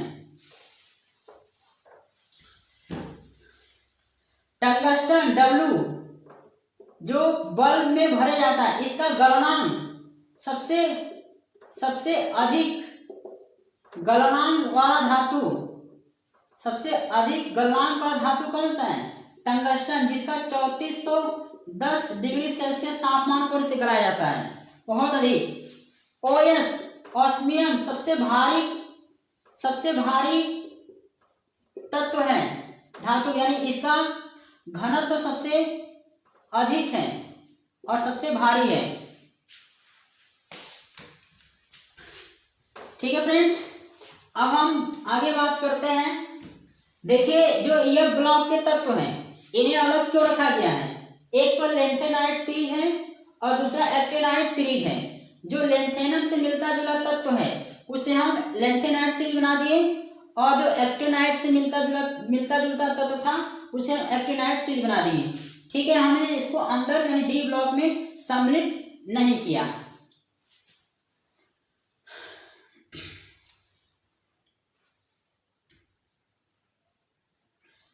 फ्रेंड्स, अब हमने लगभग पूरी बात आपको बतला दी है। आई होप कि आपको वीडियो अच्छा लगेगा। हमने इस वीडियो को बनाने में काफ़ी मेहनत की है।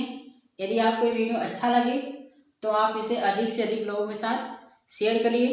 हम जल्द ही अगले टॉपिक के साथ हाजिर होंगे। तब तक के लिए आप मुस्कुराते रहिए और एग्ज़ाम की अच्छे से तैयारी करते रहिए। हम भी आपके साथ जुड़े रहेंगे। फिर अगले वीडियो लेक्चर मिलते हैं। ठीक है फ्रेंड्स, तब तक के लिए जय हिंद, जय भारत।